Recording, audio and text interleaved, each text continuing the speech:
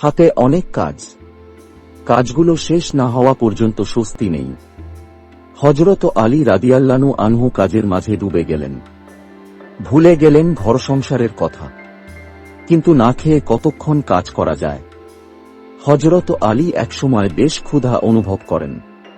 ক্ষুধায় পেট চোচো করছে, কাজে আর মন বসছে না। পেটে কিছু দানা পানি না দিলেই নয়। তাড়াতাড়ি বাড়ি ছুটে এলেন হযরত আলী রাদিয়াল্লাহু। খেয়ে দেয়ে আবার কাজে বসতে হবে। স্ত্রী ফাতিমা রাদিয়াল্লাহু কাছে কিছু খাবার চাইলেন। ফাতিমার কথা শুনে তো একেবারে হতবাক। ঘরে কোনো খাবার নেই, হাঁড়ি পাতিল সবই শূন্য। সবাই না খেয়ে চুপচাপ বসে আছে, আল্লাহকে ডাকছে মনে মনে। আর দেরি করলেন না হযরত আলী রাদিয়াল্লাহু। কাজের সন্ধানে বেরিয়ে পড়লেন। এদিক ওদিক ঘোরাফেরা করলেন অনেকক্ষণ। কোথাও কোনো কাজ পাওয়া গেল না।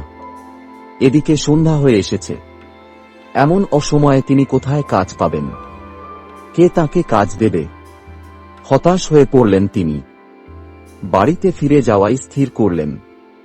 ভাবলেন, রিজিকের মালিক আল্লাহ।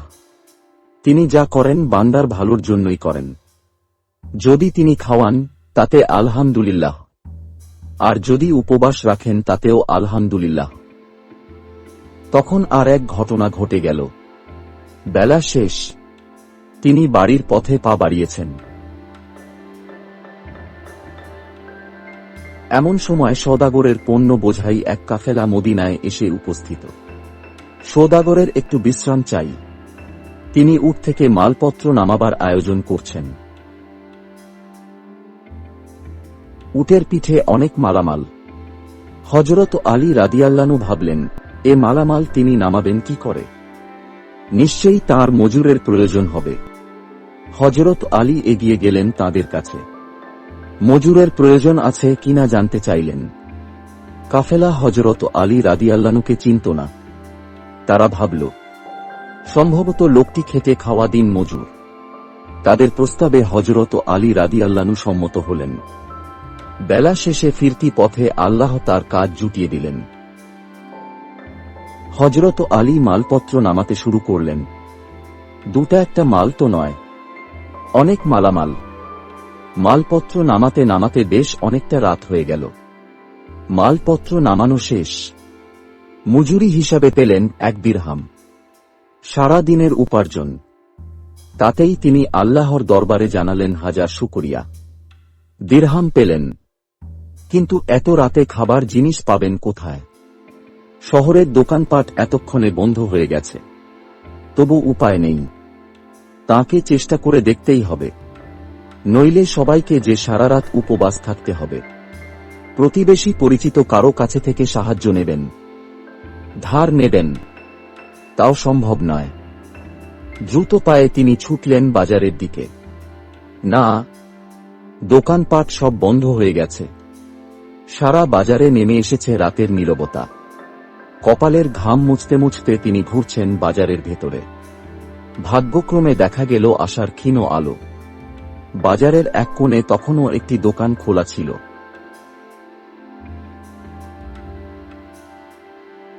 দোকান থেকে কিছু খাবার কিনলেন। সারা রাতের একমাত্র খাবার। তিনি তাড়াতাড়ি ফিরে এলেন বাড়িতে। আর সকলেই মিলে পরম তৃপ্তিতে তাই খেয়ে নিলেন।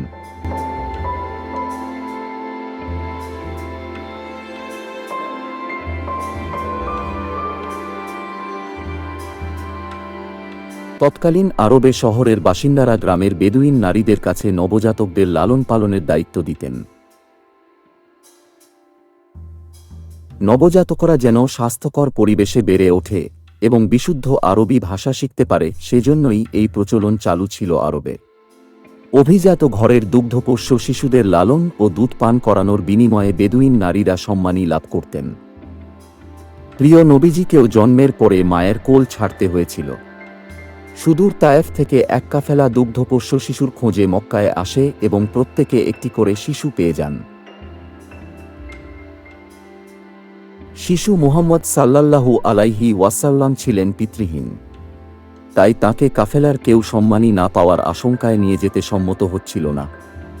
শেষমেশ কাফেলার সবচেয়ে দুর্বল নারী হালিমা সাদিয়া খালি হাতে ফিরে যাওয়ার চেয়ে মুহাম্মদ সাল্লাল্লাহু আলাইহি ওয়াসাল্লামকে নিয়ে যাওয়া পছন্দ করেন।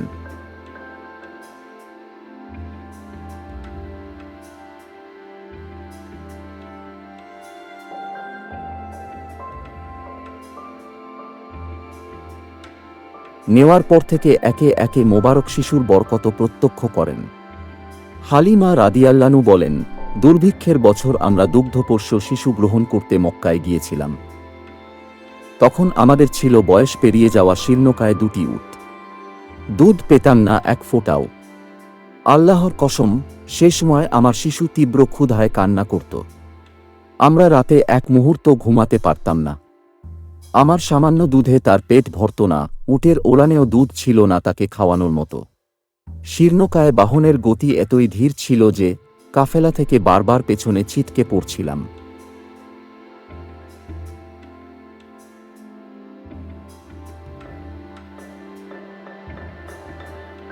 কিন্তু এই শিশুকে কোলে বসিয়ে যখন দুধ পান শুরু করালাম তখনই দুধ দিয়ে ভরপুর হয়ে উঠল। শিশুটি খেয়ে পরিতৃপ্ত হল। এরপর তার দুধ ভাইও খেয়ে পরিতৃপ্ত হল। দুধ খেয়ে 2 ভাই ঘুমিয়ে পড়ল। আমি ও আমার স্বামীও শুয়ে পড়লাম ঘুমানোর উদ্দেশ্যে, কারণ এতদিন ঘুমিয়েছি খুব সামান্যই। হঠাৎ আমার স্বামীর দৃষ্টি পড়ল উট দুটির দিকে। তিনি বিস্ময়ভরা দৃষ্টিতে এগিয়ে গেলেন। নিজের চোখকে বিশ্বাস করতে পারছিলেন না। দেখলেন উটের ওলান ভরা দুধ। এরপর তিনি দুধ দহন করলেন, নিজে পান করলেন, আমিও পান করলাম। দুজনেই পরিতৃপ্ত হয়ে জীবনের সেরা সুখময় একটি রাত কাটালাম। এবার বাড়ি ফেরার উদ্দেশ্যে মক্কা থেকে বের হলাম। শিশুটিকেও নিলাম আমার সঙ্গে। বিস্মিত হয়ে দেখলাম আমাদের বুড়ি ও দুর্বল উট এমন প্রফুল্ল গতিতে চলছে যে কওমের সকল বাহনকে পেছনে ফেলে দিল। তখন আমার সঙ্গিনীরা বলতে লাগল, আরে ও আবু জুয়াইবের মেয়ে, তুমি তো আমাদের অস্থির করে ছাড়লে, আমাদের কি সঙ্গে নেবে না? এটি কি সেই বুড়ি উটনি আসার সময় সারা পথ যেটি আমাদের বিরক্ত করেছিল? এভাবে 7 গোত্রে পৌঁছানোর পর অব্যাহত বরকত ও কল্যাণ পেতেই থাকলাম। বিস্ময়কর ব্যাপার হল, আমাদের মেষপাল সারা বেলা চড়ে বেড়াত খরা কবলিত চারণভূমিতে, আর সন্ধ্যায় ফিরে আসলে ইচ্ছেমতো দুধ দহন করতাম এবং পরিতৃপ্তির সঙ্গে পান করতাম। অথচ অন্যরা তাদের মেষপাল থেকে এক ফোঁটা দুধও পেত না। কওমের লোকেরা নিজেদের রাখালদের বলতে শুরু করল যে, তোমরা করছোটা কি? হালিমার রাখালের সঙ্গে থেকে মেষ চড়াতে পারো না?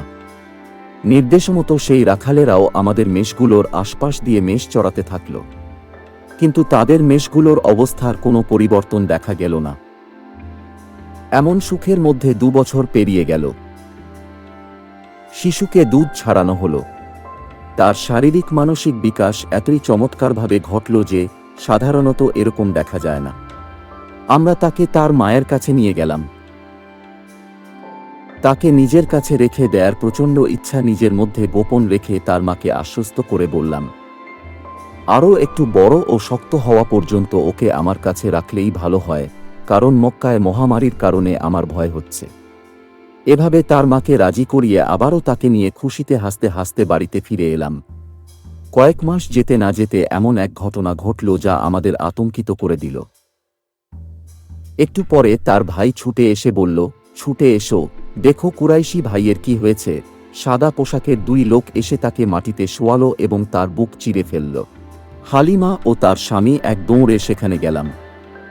দেখলাম তার চেহারার রং ফ্যাকাশে, চোখে মুখে ভীতির ছাপ। আমার স্বামী ব্যাকুল হয়ে তার পাশে বসে পড়ল। আমি তাকে বুকে জড়িয়ে বললাম, কি হয়েছে বাবা? সে বলল, সাদা জামা পরা 2 লোক এসে আমাকে শোয়ালো, আমার বুক চিরে কি যেন খুঁজল। কিছুক্ষণ পর ছেড়ে দিয়ে চলে গেল।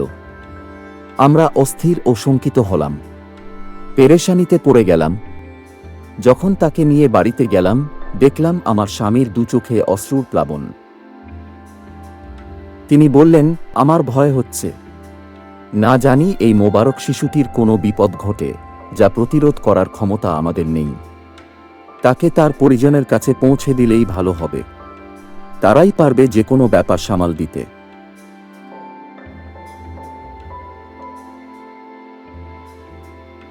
আমরা যখন শিশুটিকে তার মায়ের কাছে নিয়ে গেলাম, তখন তিনি তীক্ষ্ণ পর্যবেক্ষণের দৃষ্টি বুলিয়ে আমাকে প্রশ্ন করলেন, কি ব্যাপার হালিমা? এত আগ্রহের সঙ্গে নিয়ে গেলে, কিন্তু দ্রুতই ফেরত দিতে চলে এলে? হালিমা জবাব দিলেন, তার শৈশবকাল পূর্ণ হয়েছে, আমার দায়িত্বের মেয়াদটাও প্রায় শেষ। নানা দুর্ঘটনার আশঙ্কা থেকে নিরাপদ রাখার ইচ্ছায় ফেরত দিতে এসেছি। আমার এই জবাবে তিনি সন্তুষ্ট হননি, বরং পীড়াপিড়ি করতেই থাকলেন আসল ঘটনা না জানা পর্যন্ত। সবকিছু শুনে তিনি প্রশ্ন করলেন, তার ওপর শয়তানি প্রভাবের আশঙ্কা হচ্ছে তোমার? আমি উত্তর দিলাম, হ্যাঁ। এবার দৃঢ় প্রত্যয়ের সঙ্গে তিনি বললেন, আল্লাহর কসম, শয়তান কখনোই তার কাছে ঘেঁষতে পারবে না। কারণ আমার ছেলের বিশেষ কিছু বৈশিষ্ট্য আছে, তুমি কি সেটা জানতে চাও? হালিমা বললেন, অবশ্যই জানতে চাই। তিনি বলতে শুরু করলেন, সে যখন আমার পেটে আসে তখন দেখলাম আমার শরীর থেকে একটি নূর বের হলো, যার আলোচ্যতায় আমি স্পষ্ট দেখলাম সুদূর সিরিয়ার বুছরার মহল।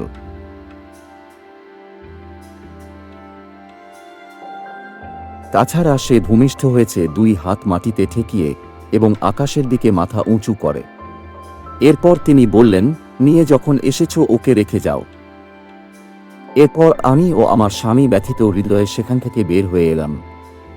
এই বিচ্ছেদ ব্যথার কষ্টকর প্রভাব আমার শিশুটির মনেও পড়ল। সেও সাথী হারানোর বেদনায় আমাদের মতোই বেদনার্ত হয়ে পড়ল। হালিমা সাদিয়া দীর্ঘকাল বেঁচে ছিলেন। নিজের চোখে দেখেছেন তার দুধ খাওয়া শিশুটি আরব জাতির অবিসংবাদিত নেতা ও ইনসানিয়াতের রাহবার হয়েছেন। রাহমাতুল্লিল আলামিন। তিনি ঈমান এনেছেন তাঁর প্রতি ও তাঁর উপর অবতীর্ণ মহাগ্রন্থের প্রতি। একদিন তিনি উপস্থিত হলেন বিশ্বনবী সাল্লাল্লাহু আলাইহি ওয়াসাল্লামের সামনে। যেইমাত্র দুধমাকে দেখলেন, আনন্দে আত্মহারা হয়ে গেলেন রাসূলুল্লাহ। ভক্তি ও শ্রদ্ধায় বলতে লাগলেন, উম্মি উম্মি, যার অর্থ আমার মা, আমার মা। মহানবী সাল্লাল্লাহু আলাইহি ওয়াসাল্লাম নিজের গায়ের চাদর খুলে বিছিয়ে দিলেন তাঁর বসার জন্য। তাঁর আগমনে চূড়ান্ত সম্মান ও মর্যাদার প্রকাশ ঘটালেন। উপস্থিত সাহাবায়ে কেরাম বিস্মিত চোখে শুধু তাকিয়ে রইলেন।